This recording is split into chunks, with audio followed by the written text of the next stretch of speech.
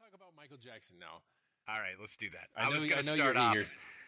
Yeah, before we recorded, I said I was gonna start off this podcast doing my Billie Jean, but I at the last second I thought that might be disrespectful, so I didn't do it. Well, it might be painful. Well, there's that. That's for sure. Are you worried Um, that someone's going to stab you on a bus for being for disrespecting Michael Jackson? exactly. Did you And catch? all the goodwill that I've sort of cultivated over the years would be shot by one bad Billie Jean impersonation. So, Real quick, what I was referring to, I should send a link, but there's this Miami news on NBC. This is a ridiculous story. It's filled with nothing but horrible puns. But it's the headline's Michael Jackson text message sparks bus knife fight, and basically someone mentioned some text message or something, and then the bus driver commented that Michael Jackson should have been in jail a long time ago. And then, surprisingly, instead of fighting the guy with the text message, instead of fighting with the bus drivers, ended up fighting with some other one on the bus who was some 54-year-old guy. And he pulled out a knife and started chasing the 54-year-old guy around the bus until presumably they were able to pull over and the guy was able to run screaming out the door. But I'm curious to what you think of that. Like I know you guys haven't dared to say anything that was even slightly less than charitable about Michael Jackson, but it's like, have you been following sort of the wars on Twitter and Facebook anytime? not really. This morning was the first time I started reading in the news and on the internet some of the more lurid things coming out about his last days here and about how this comeback tour was like basically sounds now, and from if anything of what I'm reading is true, like it was pretty doomed just based on his health and his mental state and all that. And until then, though, until this morning, I've basically just been reading uh, just all the positive eulogizing that's been going on, and sort of being part of that myself. So Yeah, I mean, for me, it was. I mean, look, it's. I don't think you can pretend that that he didn't spend an inordinate amount of time in the company of young boys who were not related to him, and that something untoward, may have happened in all likelihood. But the flip side is that we just don't know, and that there was he was brought before a court of law, right. which had parents on the jury, and they found him not guilty on 14 counts. Now that's a court of law. That doesn't protect him from the court of public. That was the second time though. The first time, well, the first time it was an out of court didn't settlement. Exactly. There was sum. Exactly. And the thing is like, on one hand, you would look at this stuff and you would say, it's like, well, because someone who was in their right mind, who had to settle out of court for a large sum of money on a case that could have potentially sent them to jail for a really long time, would probably never ever put themselves in that situation again. But looking at Michael Jackson, I mean, I don't know that you could in any way describe him as a normal person, right? And so, you would look at it and say, like, for looking from the normal person perspective, you'd say, it's like, wow, well, why else would he be putting himself in that situation if he wasn't doing something with those kids? And there was certainly like a pattern that was, that a lot of them, like, either it was only a mother in the house, or the parents were separated, or like this kind of thing. And from what little I know about people with predatory behavior, that would seem to be, to indicate a pattern. The flip side, and like we just said, I mean, when it comes to men doing absurd things that are entirely irrational and stupid and against their own, against their better judgment, like Sanford, case in point, I mean, it fits that. When you ask why, like Chris Rock in I forget which one of his stand-up tours was asking the same thing. He's like, another kid. That's like another dead blonde woman showing up at OJ's house. And it is like, it really is like, who, maybe he's, you can suspend your disbelief and say, maybe he really is infantile and felt himself a child and wanted to, spend his life in the company of children. And you can make, I mean, I can hypothesize cases for that, right? I mean, it was clear that he was surrounded by people who were predatory on his career and on his finances and exploiting him. And that he certainly demonstrated a ton of childlike traits, but at the same time, and I don't know, even whether or not specifically he was guilty of all the things that people suspect. I think what happened though is that, okay, so he passed away, and then AIM blew up, AIM crashed, Twitter blew up, and Twitter crashed, and everyone was trying to be, everyone at first it was like. And this puzzled me. So I was like, who in their right mind is thinking right now, you know what, I should post on Twitter or Facebook that Michael Jackson's dead, just in case someone on my friends list isn't aware of it. I'm gonna inform them right now. And then of course, you have basically millions and millions of people doing this at the same time. But then you have people like me who are skeptical. One thing though, remember, is that initially, I mean, you didn't know whether or not it was true. Was he actually dead? I mean, the initial thing was that he had been rushed to the hospital. Right, yeah, and so if you look at it, like if you look at what Twitter is used for, it's it's somewhere between a party line and instant message and email and other things. So it's kind of like, something major happens, you start talking to people about it, or you start life casting about it, and that's what people did. Yeah, and I think the thoroughness though, like, sorry, Jeff, just to finish this point, like the thoroughness, it's like with Princess Diana, and it just. I don't know. It seems hard for me to mourn a stranger to that extent, like see, when Kubrick passed away, I was personally upset because I knew that meant I would never see another Stanley Kubrick movie. Michael Jackson is a little bit different because I don't think he'd made any good music in a long, long time. But that's different from like a really raw emotional outpouring, the kind that you see some people showing that. I don't know. I tend to associate for when it's a death in the family or a relation or someone someone who's meant something to you in your life because you've interacted with them. And I mean, you could say it's power. Like you could be non-cynical and you could be not me and say it's testament to the power of music to connect people and things. But I don't know. Anytime I see people going crazy, it just reminds me of like the history of kings and appointing earthly deities and all these things. And so like I kind of reacted that way. And I think a bunch of people that were in my camp, then the first thing to do is to say, well, look at the bad shit too, look at, I mean, what are we mourning? I think that's where that came out. And then it would start these wars online. Yeah, but the thing is, if Michael Jackson were only a convicted in the court of public opinion pedophile, he wouldn't have had this reaction. The whole reason we know who he is because he was phenomenally talented as a singer and as a dancer. He was one of the pioneers of taking what was initially a promotional medium, well, it still is obviously, music videos, and turning it into an art form and, something that was, extremely expressive. And I mean, look, I don't tell people, I'm not the kind of person who's going to tell people how to grieve, how to mourn. The fact of the matter is, it's like, we have freedom of speech, and, people are going to, sort of jump in and point out this, that, the other, and start making up jokes and all of those things. But what was I don't know that I would exactly say I was grieving, but what was I remembering and celebrating was that there's a large chunk of my life during which, like, Michael Jackson was a major part of the soundtrack. I still remember sitting in my parents' living room as a family, watching Motown 25, watching him do Billie Jean, and all of a sudden he starts walking forwards but moving backwards. And I'm like, how the fuck did he do that? Yep. And I think a lot of people remember that. Oh, you know what yeah, I'm saying? sure. And it's I mean, I think that was a watershed moment for many of us back then, right? I mean, we all knew who Michael Jackson was to it, at that though, point. than, like, do you really think you can break it down to specific contributions and things? When you think about all of the people who've passed away in the past, 50 years, Sure.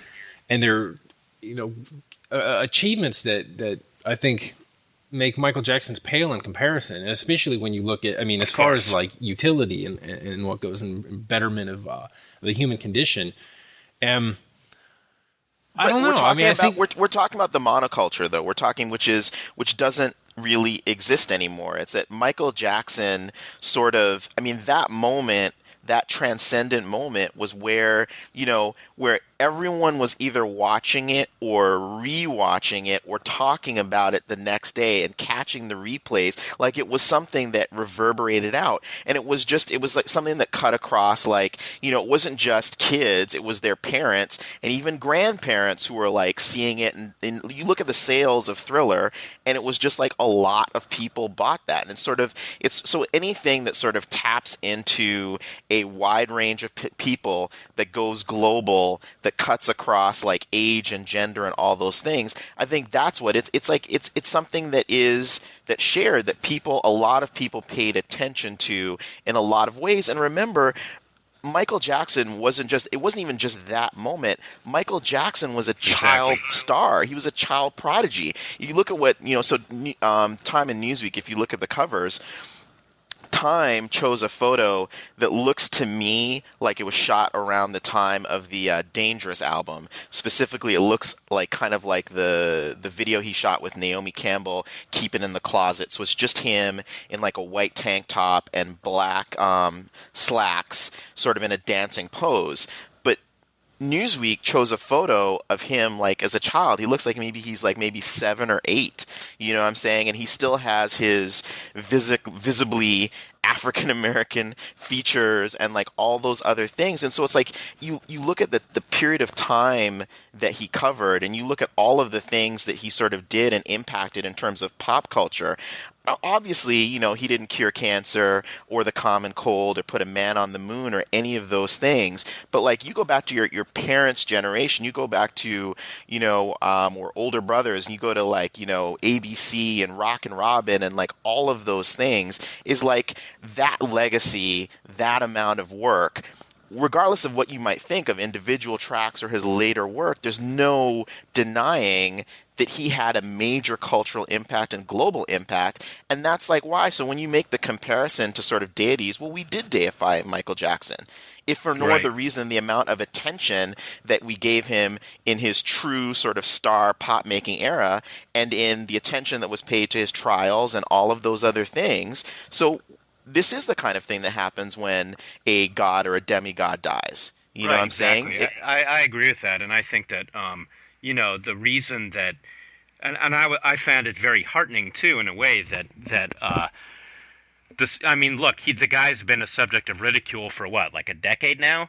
I mean, much longer than that. I mean, it even turned on him when, like, even around the Thriller time, I remember, the jokes and everything. Well, but that's just a microscopic, the ridicule was really in the last decade, where you just couldn't even. I think most of us stopped thinking of him as like a great entertainer and performer, and just this kind of freak show, right? Right. I mean, everything on the news was like, okay, now he's exiled himself to wherever the hell that was in the Middle East, and it was just like one thing after another. But that I was heartened that all the initial outpouring, at least, was very much everybody just forgot all that immediately, and it was just what we lost of this guy as an artist. And I think that Sean, that your point about that many more people have died with much greater sort of tangible contributions to society in other ways, that is what happens when you're talking about artists. In a way, it's almost like religious figures, and I think that's just because of the importance of music to many people's spiritual and psychological lives. Is we many people, and I say I'm one of them, get a lot of spiritual meaning out of music, whatever kind of music it happens to be that you're into.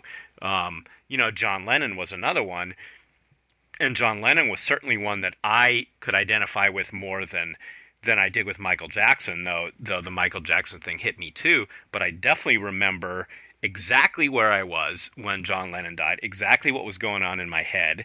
One of my friends actually ran away because he was so upset. I mean, he came back in a few hours. I think he ran away to a bar. But That's almost as good as this kid I knew who walked on the free. He heard Soleil Moon Frye was going to be, TV's Punky Brewster was going to be some downtown San Diego thing. And so he walked on the freeway, and he was eventually, a cop pulled over and picked him up and asked him what he was doing. He wanted to see that because he heard her memories had blossomed in her post-pubescent phase. Right.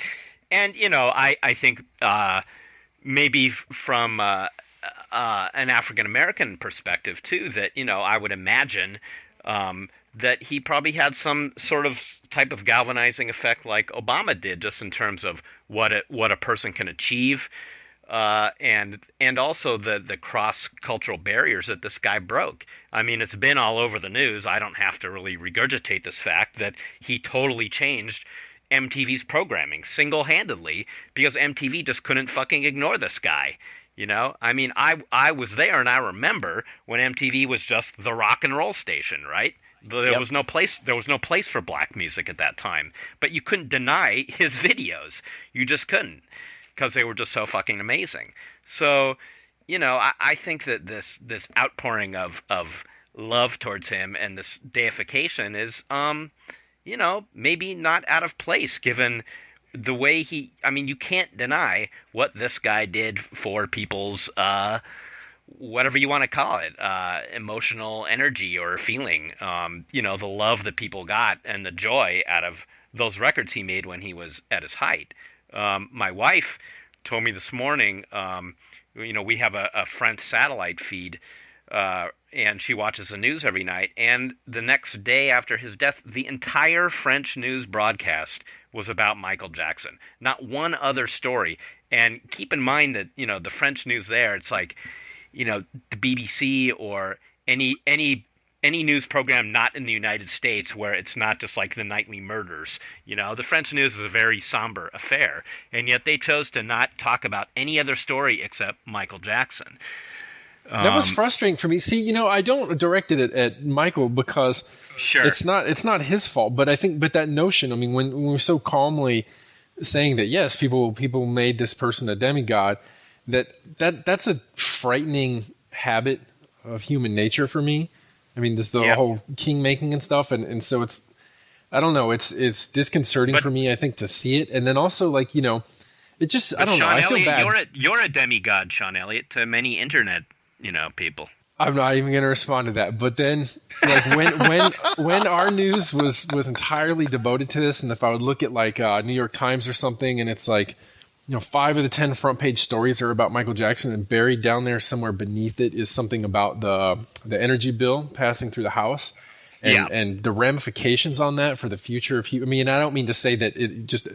Because whatever. Case in point, it's inadequate as it is, but the larger issue of climate change being the single most, I think, important thing that anyone can be discussing, and just seeing that, and it's no one's fault, right? It's because it's what people consume, and people are obviously clicking the Michael Jackson stories before they want to hear about the slim margin that bill passed or anything like that. But it's always frustrating to me. I don't know.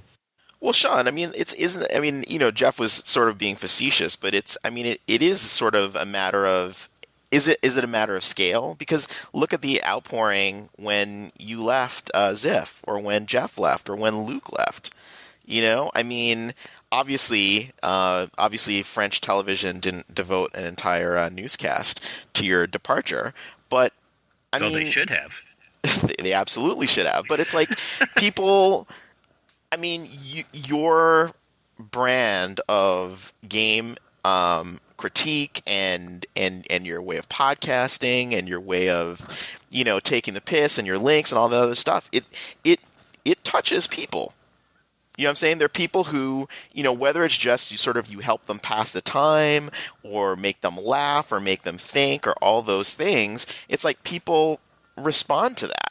Right, and I totally get that. I don't this isn't, I'm not espousing some kind of Vulcan approach to life or anything, But I mean, the proportion that you're talking about there is apples and quasars. I mean, it's okay, it's it's like if some favorite TV show, say, it was sad when The Wire ended, and that even that comparison is just is grossly inadequate. I mean, in my case, it would be more like, I don't know, help me out here. It would be like if the dude, if one of the dudes you're used to seeing panhandling on the street suddenly vanishes one day, the all right man from Ziff Davis. Oh yeah, Like, sure. yeah, All right, we all were all right. bummed. We were like, dude, what happened to him? Like, where's he at? I mean, That's it's not, true. it's not quite the same, but it's like, Yeah. I mean, Well, well, It look. was a I mean, loss. I'll be honest with you. I never understood, the people who would like be screaming when, like, oh my God, Michael, he touched me. Wait, that came out wrong because that's gonna Yeah, have a no. whole other connotation. But I mean, the screaming fans and like the people fainting and like all of that stuff. Like, I just don't respond that way to celebrity or that kind of stuff. I mean, so I never quite got. But and so for instance, there's a story in the New York Times about one of Hemingway's grandsons issuing a new version of a book that he wrote that sort of detailed him, leaving his first wife for the woman that would become this guy's grandmother, and sort of correcting the portrayal, Hemingway's original portrayal of it, going through finding things like where he was more charitable towards the woman he left his wife for, because this woman and his wife had been best friends. And taking on more of the blame himself rather than sort of putting it more on her and that kind of stuff. And sort of, you have to, many of our secular contemporary gods have feet of clay, and that goes back to again what we were talking about in the beginning with Sanford, maybe a minor deity, but nonetheless, it's like has been caught out there with a woman not his wife and those kinds of things, and so in time, as we're able to piece together, more accurate portrayals of what was going on with Michael Jackson, with his various plastic surgeries, with Neverland, with these children, all those things, we're going to have to, process that into our understanding of him. But Right, but I also yeah. Go ahead. all I'm saying is right now at this moment, we're left with, sort of like what are our individual memories and the Right. music. And that's the thing for me is going back, and I hadn't listened to Michael Jackson in a while. Apart from being in a downtown restaurant and hearing a mashup of "Smells Like Teen Spirit" and "Billie Jean," Nice. which is actually quite good. But I was re-listening to Off the Wall and listening to Thriller, and then the 25th anniversary version of Thriller, which has some remixed versions of his songs with contemporary artists like Akon and will.i.am, and just like realizing like, wow, when this guy was on, he was really on. Like, this stuff holds up in a manner that is both nostalgic and timeless. And I was just like, man, it's unfortunate that it took his death for me to get back into it, but like, I really like this music, and it did really matter to me at one point. Right, and I think that's maybe sort of the ultimate thing is like whatever like lurid shit comes out now and all the stuff about the painkillers or whatever is going on, and I think it's really like, as has also been said elsewhere many times now, the separation between the artist and the art, right? That ultimately it's this music that's going to hold up, and the thing that's been amazing to me in re-listening to stuff by him is has actually been the old Jackson 5 stuff, and realizing how young he was when during